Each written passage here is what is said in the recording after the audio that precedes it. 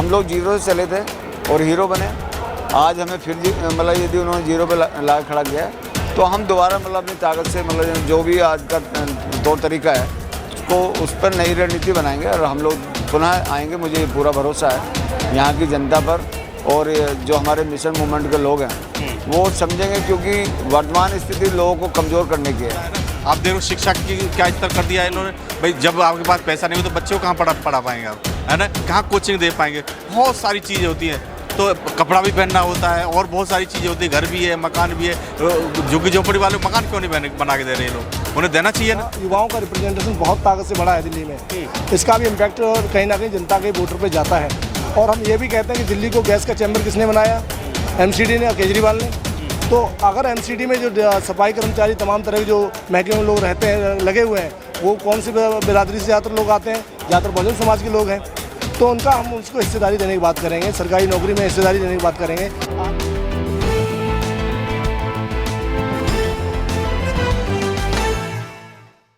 नमस्कार, मैं तेजिंदर और आप देख रहे हैं nation time.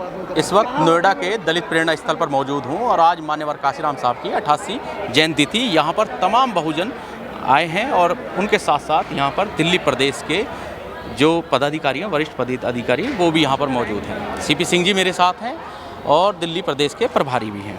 CP Singh ji, क्या कहेंगे? आज यहाँ पर आना हुआ है और ज़्यादातर मैं लोग देख रहा हूँ कि दिल्ली प्रदेश से ही आए हुए लोग हैं, क्या कहेंगे? आज मैं आपके चैनल के माध्यम से सबसे पहले मानवर कांशीराम साहब के 88वें जन्मदिन के मौके पर यहाँ दिल्ली और देश के लोगों को मतलब शुभकामनाएं देना चाहता हूँ। और आज जो ये लोग चलकर इधर आए दिल्ली से, क्योंकि हमारी नेता का ये आदेश है कि जो दिल्ली के लोग हैं वो 15 मार्च को और 14 अप्रैल के दिन और 6 दिसंबर के दिन इधर ही हम लोगों को आना है। और 9 तारीख को हम लोग वहाँ पर दिल्ली के अंदर जो हमारा राष्ट्रीय दलित केंद्र है, तो वहाँ 12 नंबर रकाबगंज रोड पर हम लोग रहते हैं।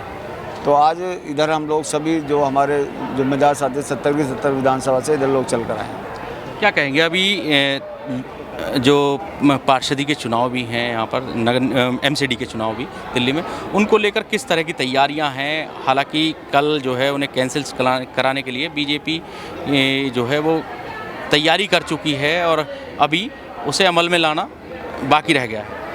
देखिए, उन्होंने अभी कुछ दिन पहले पिछले हफ्ते में घोषणा होनी थी चुनाव की, मगर उन्होंने एक लेटर भेजा LG के द्वारा कि अभी चुनाव को हम लोग पोस्टपोन करना चाहते हैं, क्योंकि दिल्ली में 3 मेयर हैं। तो वो एक मेयर बनाने के मतलब इस समय फिराक में। पहले भी एक मेयर था पर कांग्रेस ने 3 मेयर किए थे। मगर अभी ये देखने को मिल रहा है MCD के अंदर कि 6-6 महीने से लोगों को सैलरी नहीं है और जो खर्चा है वो 200 करोड़ से ज़्यादा का बढ़ा हुआ है। तो वहाँ पर लोगों की सैलरी नहीं मिल पा रही और यहाँ 3 मेयर बन गए हैं, तो उनका पूरा डिपार्टमेंट है, घोड़ा है, गाड़ी है, तो सारा संसाधन मतलब उनको जुटाना पड़ता है। तो इसलिए उन्होंने इस समय रिजल्ट को देखते हुए कि भाई हम लोग यहाँ पावर में हैं, तो उसका दुरुपयोग करने का उनकी प्लानिंग रही है।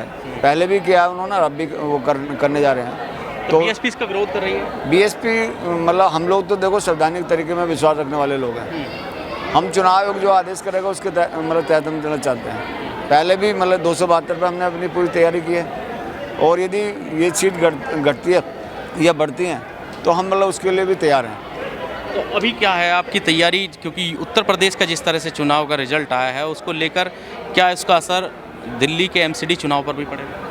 नहीं, देखिए, जो उत्तर प्रदेश में जो चुनाव हुआ है ये हार नहीं हम लोग इसे मानते हैं। ये एक साजिश के तहत ये रिजल्ट आया है और जो पूरी प्लानिंग मतलब यहाँ के मीडिया ने, जो मेन स्ट्रीम मीडिया है, यहाँ की सरकारों ने, और पूरा प्लानिंग के तहत ये चुनाव मतलब BSP को हरवाया गया है। और दिल्ली में देखो ये जो पार्टी है Bahujan Samaj party, mission movement है, ये कभी ख़त्म होने वाला नहीं है। ये जितना लोग इनको दबाएंगे उतना ही लोग ये उछाल मारेंगे। हम लोग जीरो से चले थे और हीरो बने।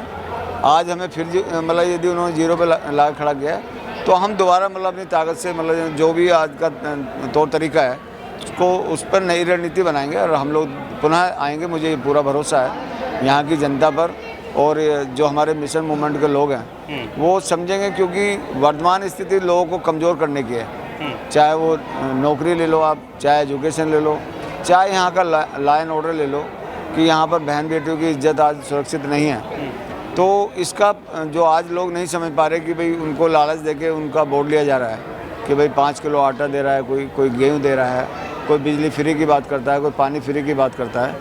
तो इसको इस समय तो वो अच्छा लग रहा है, क्योंकि यहाँ की जो सरकारें पहले 50 साल कांग्रेस ने भी यही काम किया। उन्होंने काम गरीबी दूर करेंगे, बेरोजगारी दूर करेंगे, महंगाई दूर करेंगे, भ्रष्टाचार दूर करेंगे, चारों चीज़ लगातार बढ़ती रही। और अब ये लोग आए, वो कुछ पैसा दे के लोगों का वोट ले रही थी, मगर यहाँ की जो अब सरकारें हैं ये सरकारी खजाने का पैसा लुटा के मतलब ना वोट खरीद रही है। पैसा तो मतलब जो हमारा टैक्स का पैसा है या जो भी पैसा है उसी के द्वारा ये लोग दे रहे हैं। तो इसका असर आने वाले दिनों में नज़र आएगा।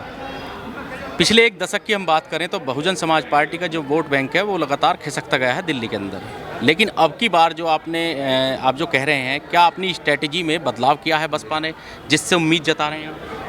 देखिए, जो चुनाव पिछली बार हुए हैं उसमें कई कमजोरी रही हैं हमारी, मैं उसको स्वीकार करने, जो भी हमारे प्रभारी रहे हैं कि हमारे 2 सिटिंग विधायक थे, उनका दोनों का टिकट काटा गया। तो और दोनों हमारा बेस मतलब था, एक जाटव था और एक गुजर था। दिल्ली में गुजर और मतलब जो ना जाटव का एक बेस बोर्ड बना था, तो वो दोनों का टिकट दोनों का टिकट काटा गया। तो उस समय जनता का एक रोष था, और ये नई पार्टी को बाहर पे आई थी, उन्होंने मतलब ना लोगों को लालच देने काम किया, तो वोट ऑफ परसेंटेज हमारा गिरा। मगर इस बार जो ये लोकल चुनाव है, ये छोटा चुनाव है, तो इस छोटे चुनाव में हम लोग भी गली गली गए हैं, लोगों को समझाने का प्रयास किया गया है। और ये उसी की तैयारी जो आज यहाँ लोग चल कर रहे हैं, उसकी तैयारी आपको नज़र भी आ रही होगी कि लोगों का जोश कहीं भी मतलब कम नज़र नहीं आ रहा है। तो वो लोग अपनी तैयारी के साथ यहाँ पर आए हैं, और हमने तैयारी के तहत रणनीति बनाई है। और जो छोटी मोटी कमजोरी यदि इन चुनावों में हमें देखने को मिले तो उसे हम दूर करेंगे, और उसके लिए हम प्रयासरत हैं। तो जनता के बीच में किस फॉर्मूले को लेकर जा रहे हैं आप, क्या समझा? हमने वहाँ नारा दे दिया दिल्ली में, फ्री नहीं रोजगार चाहिए, फ्री नहीं रोजगार चाहिए, सत्ता और सम्मान चाहिए। क्योंकि फ्री से हमारा गुजारा नहीं होने वाला। जब तक आप सत्ता में नहीं आएंगे, जब तक आपको रोजगार नहीं मिलेगा, तब तक आपका भला होने वाला नहीं है। तो इसलिए हमने वो नारा दिल्ली में दिया है, दिल्ली की गली गली में नारा गूंजेगा कि फ्री नहीं रोजगार चाहिए, सत्ता और सम्मान चाहिए। सत्ता और सम्मान, हाँ जी। तो क्या लगता है आपको, आप प्रदेश अध्यक्ष हैं दिल्ली के, क्या लगता है कि ये फार्मूला काम करेगा जो आपने अब की बार नारा दिया है? हाँ, बिल्कुल काम करेगा। मैं आपके चैनल के माध्यम से पहले तो मैं मानवर कांशीराम साहब के जन्मदिन की दिल्ली और देश के समस्त देशवासियों को हार्दिक शुभकामनाएं देता हूं। और ये जो प्रभारी जी ने अभी जो नारा दिया है कि जो फ्री नहीं रोज़गार चाहिए, सत्ता और सम्मान चाहिए, क्योंकि देखिए फ्री मूलभूत सुविधा बहुत होती हैं, इंसान की जीवन के लिए बहुत सारी ज़रूरतें होती हैं। ऐसा नहीं कि आपने अनाज ही दे दिया या बिजली फ्री दे दी या फिर पानी फ्री दे दिया, और बहुत सारी सुविधाएं हैं ना। आप देख रहे हो शिक्षा की क्या स्तर कर दिया है इन्होंने। भाई जब आपके पास पैसा नहीं हो तो बच्चों को कहाँ पढ़ा पाएंगे आप, है ना, कहाँ कोचिंग दे पाएंगे, बहुत सारी चीज़ें होती हैं।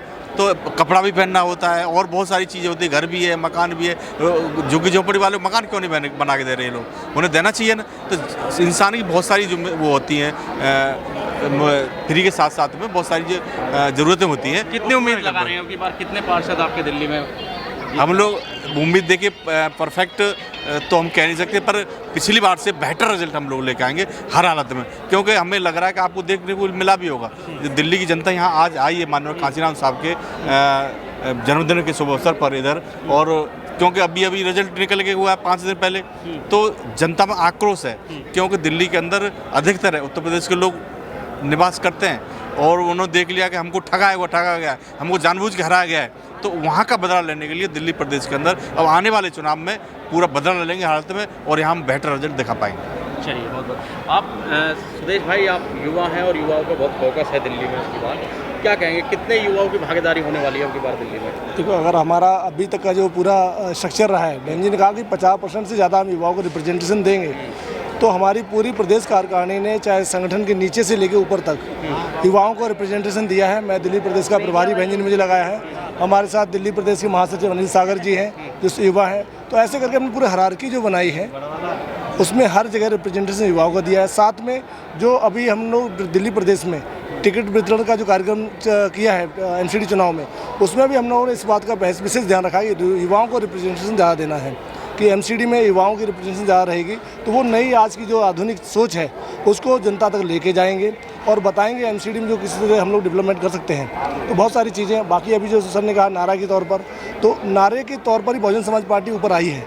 चाहे वोट हमारा राज तुम्हारा नहीं चलेगा नहीं चलेगा, जिसकी जितनी जनसंख्या भारी उसकी उतनी हिस्सेदारी, तमाम नारों के साथ ये बहुजन समाज पार्टी ऊपर हुई है। तो आज जो अभी उन्होंने कहा कि फ्री नहीं रोज़गार चाहिए, सत्ता और सम्मान चाहिए, तो इसका कॉन्सेप्ट साफ साफ है कि हम लोग रोज़गार देके आपकी जो मूलभूत और साधन है उनको भी जुटाने का काम करेंगे और कॉन्स्टिट्यूशनली हम आपको पावर देना चाहते हैं कि आप सत्ता में आएँ।